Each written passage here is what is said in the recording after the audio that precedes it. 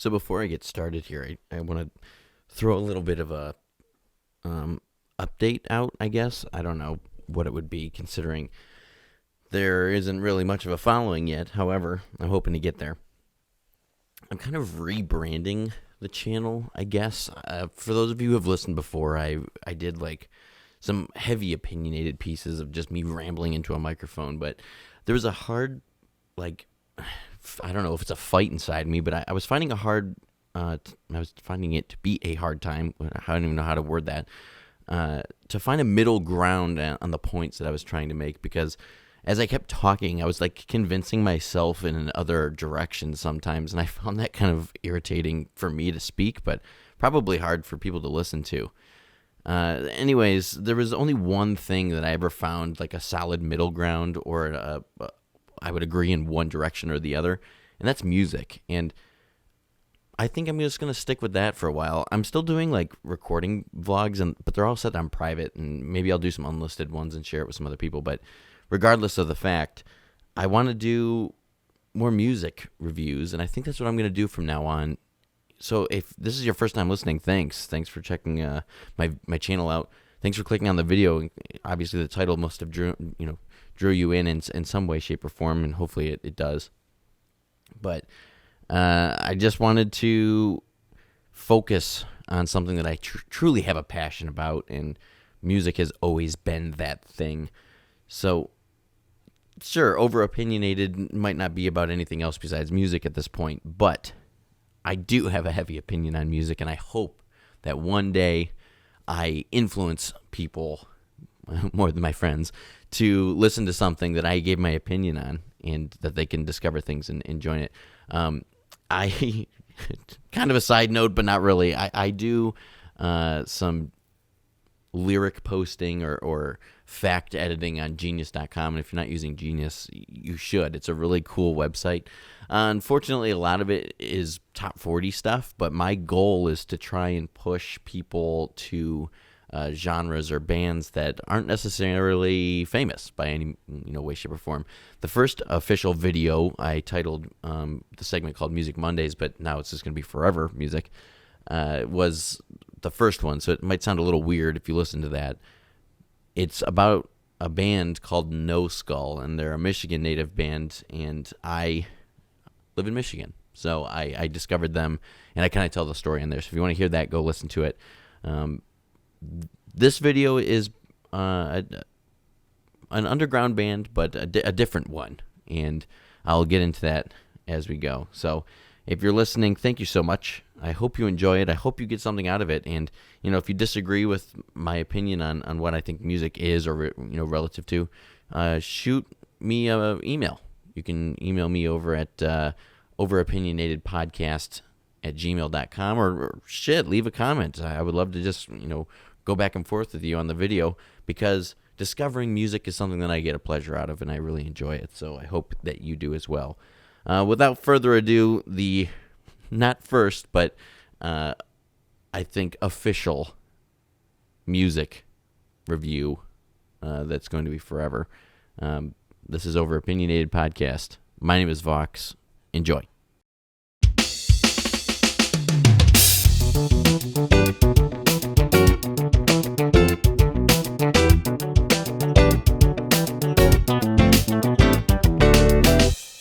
We're three siblings from Texas working on world domination. Come nuke your brain at our shows and we'll fill the room with all kinds of vibrations. And that's a description from their Bandcamp page. And I'm curious to see what you thought when I read that off, because at first I thought, because it's a family, three siblings. And then I went, on Texas, because, hey, it's Texas, right? No offense. And wow, to the world domination part. A band that truly has a drive is always going to get somewhere in the world. Though their music is good, and not sure about the world domination material part, today we're talking about an Austin native band, the Boleys. And I'm not saying bully, the Boleys.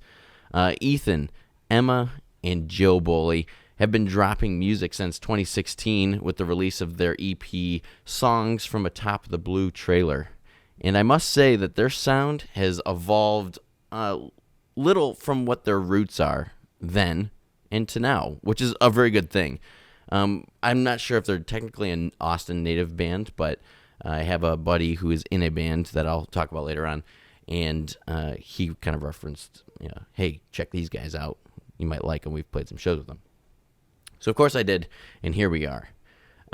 Every album they've put out since this EP has basically focused back to the original roots, which I found is like Southern rock and blues style. And they display that very clearly to me on their first EP, which shows, I don't know, a pure love, in my opinion, for the style of music that they're playing. And although some of their songs do stray into the grunge and punk and psychedelic styles of rock, even during their breakdowns and some of their heavier songs, you can still feel the blues crawl right back to the top. And I really enjoy that. In the thick of their heaviest album, Family Values, which I will reference right now, is my frickin' favorite album that these guys have put out. It came out shortly after. Obviously, I don't really know how shortly after their first EP, which is, I said earlier, Songs on the Top of the Blue trailer. According to their Bandcamp, it all came out at the same time, like on the same day. I think they posted. So I don't know if they recorded one before the other, or if they just recorded them all and separated them. Regardless of the fact, you can hear the blues influence that just kind of crawls. It's trying to crawl to the top of a pile of complete sludge rock, which is just freaking fantastic. You got to dig through there a little bit, but you'll find it.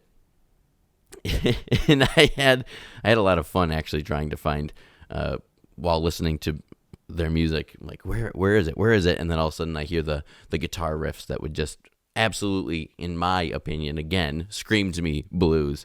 They do take a step forward into like this Truck Fighters or maybe Monolord feel on this next EP that followed that album, called the 7-inch Special.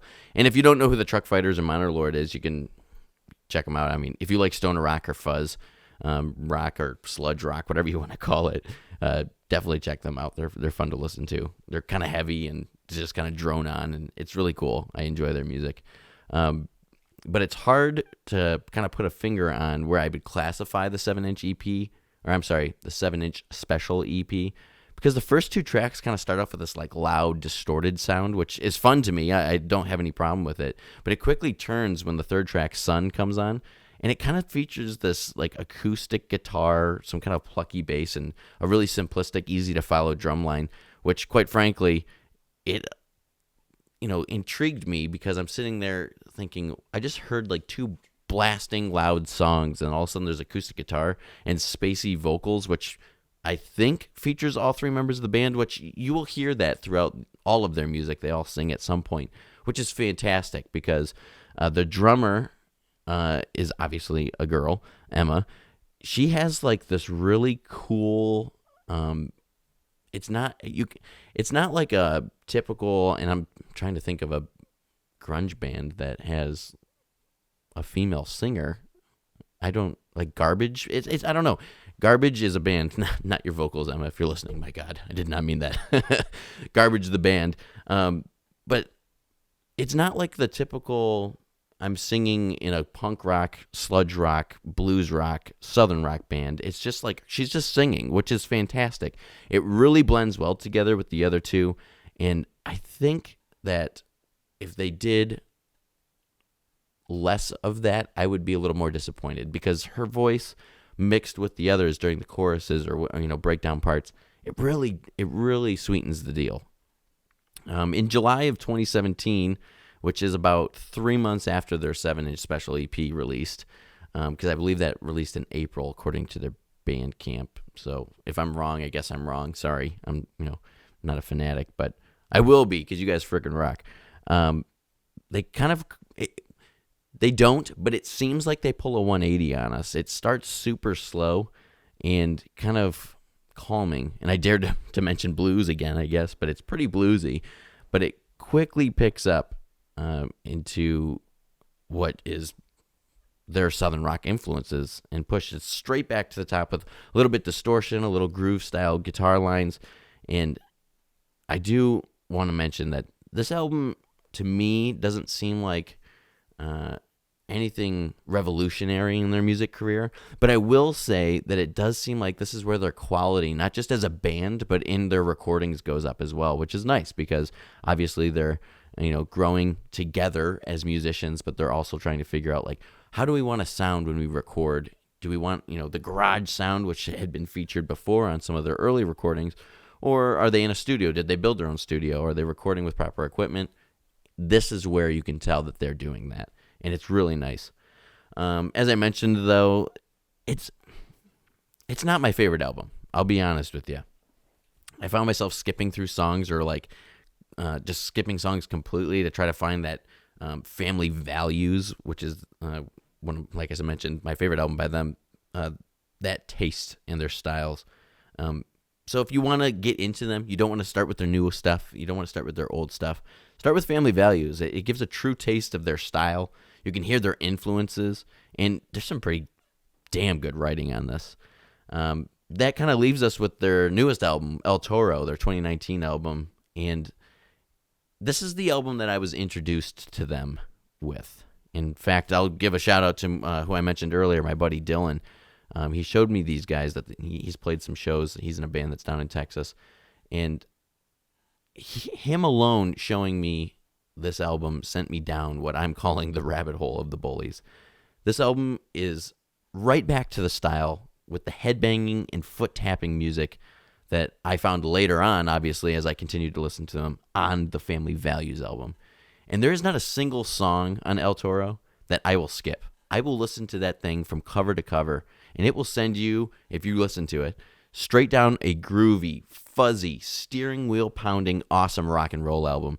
And in fact, this is funny. I was listening to them in my car the other day, and I've been listening to these guys for like 3 or 4 days straight at this point. In my watch, my Apple Watch, kind of sent me a notification of like my heart rate increase, which does that when my girlfriend and I go on walks and stuff. But it was like, "Are you working out? Because we noticed your heartbeat increase." And I was like, "Oh, okay." So if that's not an example that this music will get your blood flowing, I really don't know what is. With songs on this album such as Sick of the Man, Catnip City, and Bad Trip, I found myself craving bands kind of like King Gizzard and the Lizard Wizard, a band I used to listen to a while ago, and you'll laugh at the name, but they're fantastic, Goblin Cock, and Weed Eater, and kind of like the bands I mentioned before. If you're into fuzz rock or stoner metal, these guys are pretty weird, to be honest with you, but you might want to check them out. Those 3 bands are definitely worth checking out and are in the similar style. Now, I did refer a lot to their blues style on this, and I want to clarify that. I'm not necessarily talking about the, dare I say, I'm not daring, but I'm trying to think. I'm not talking about the Howlin' Wolf or the Muddy Waters or any of the true blues performers that started in the early 1900s. People think blues and they're like, this isn't blues, this is rock and roll. But there's different styles and different, patterns that you can play rock and roll in blues. I'm talking about people like B.B. King, Jimi Hendrix, I don't know, Eric Clapton maybe. The solos that these guys pull off and the guitar riffs remind me just like something I would hear in a Hendrix or a Clapton song. They're followed by like a creeping bass line and a simple and effective drum line, drum beat, whatever you would like to call it. And I hate to, I mentioned this in the No Skull video, video, podcast, whatever, which is the one I did before this, because they have a bass player and a drummer who are female. And I think it's awesome that we have females that can headbang. They're such a stereotype of like just big burly dudes headbanging and bashing themselves into one another or walls or floors, whatever. And just because Meg White got a lot of hate for this, just because a bass or a drum line is like slow or simplistic doesn't mean that it ruins any sort of the feel to the music. And Emma, I've never seen you live, but I'm sure you're a hell of a drummer, and everything that you've played, everything that the bass player plays, I don't know who plays the bass or sings. I know you all 3 sing, or who the guitar player is. So Ethan or Joe, I'm not slamming you, but everything that the drum line holds in their music had me tapping my foot the entire time. And that to me automatically shows that I am enjoying something that I'm listening to. In fact, I played this at work. I again mentioned in the previous video, but I want to reiterate since this is like the first official like me doing music on this channel constantly. I have different themed days for my work schedule, music playing schedule, whatever. And Metal Mondays is on. And although you guys aren't metal, I did play you guys for a little while because I've been addicted to your music. And my boss was even like, "Who are you listening to?" And I was like, "Well, this is a band from Austin. They're not really famous. They're just kind of up and coming. They're doing their thing." And he likes Tame Impala, and he was like, "They kind of remind me of Tame Impala, but a little bit heavier." Because in your breakdowns, and I'm saying this like I'm speaking to the band, but in their breakdowns, it has a lot of like the same influences that I'm sure Tame Impala has, and whomever else wants to do the punk rock, fuzz rock, stoner rock, psychedelic rock, if I want to go that far. And I really, really enjoy that. I think it's really well executed. And again, you crawl right back to the blues or southern rock or southern style blues. And it's so lovely to listen to. Now, I'm not really sure if I did like a review score on the last video, but I kind of want to make this a staple, and so you guys can kind of figure out my rating system and where I stand with bands or with an album if I choose to do a specific album. But I'm giving the Boleys a solid 8 out of 10. They shocked me. They were something I was like needing in a music rut that I've been in for the past 2 weeks, and it was a great way to start 2020 off with a not popular, not top 40 pop style band. And I don't mean to offend if you're listening, but that's something that a hipster guy like me, because if it's popular, I don't want to listen to it. I want to try to discover things. People who are busting their ass, trying to play shows for no money and get their name out there. I mean, I did that for a while, and yeah, sure, it was a dream, but I just couldn't sustain it. So I just decided, hey, I got to be a big boy. And now I sit in my basement alone talking to a microphone and reviewing music. But 8 out of 10 is sitting really high on a throne for me, because a lot of bands and albums that I listen to, I tend to dislike, especially if it's a band that I've been listening to for a while and it's their breakout album, where they finally get popular and radio play and whatever. And I hope this happens to the Boleys because they do deserve it. And I hope they start playing like awesome festivals and kind of like Tame Impala did. In fact, I'm going to see Tame Impala in the springtime, and they're playing at a huge arena in Detroit called Little Caesars Arena. It's pretty new, and the Pistons play there and the Red Wings play there. But they're finally selling that out. And the last time they were here, I believe they played at the Fillmore, which isn't like a starter venue. It's a middle-of-the-road venue, but it's my favorite place to go because it's not packed and it's not, empty. It's kind of in the middle. We have fun. It's good sound. It's you're still close to the stage or can get close to the stage. It's really personal, and I think it's fantastic. So I can't wait to see if you guys can get to that point where, you're traveling around and playing shows. In fact, come to Detroit. I would love to come and see you, and hopefully one day I can make it to Austin and see you as well. I can't wait to see where these guys go next, though, overall. I'm really excited to hear what they have, and I hope that all the best to them. So there it is, the first official ruling of this channel, I guess. I don't know.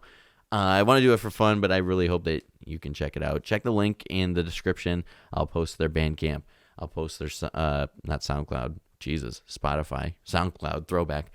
And I'll post the link to their Facebook page as well. Give them a like on there if you enjoy their music. Check them out. Toss some bucks at them on Bandcamp. I'm sure it'll help them out very much. That's another thing that I really enjoy doing, especially if I see like name your price stuff, which I'm not sure if they do name your price. Let me look real quick. Their latest album, El Toro, is $10. I mean, that's pretty affordable. And you can buy a compact disc, and that's $8, and I'm sure that they'll send it to you. Or a cassette, and that's $8. So, pick your poison and get it. So check them out, the Boleys. from Texas. Thank you so much for listening. Again, my name is Vox. This has been Over Opinionated Podcast, where I spew my opinions on music. I will see you guys on the next one. Actually, I won't see you at all because I don't have a video up. But I will talk to you guys on the next one, and you will listen to me. See ya.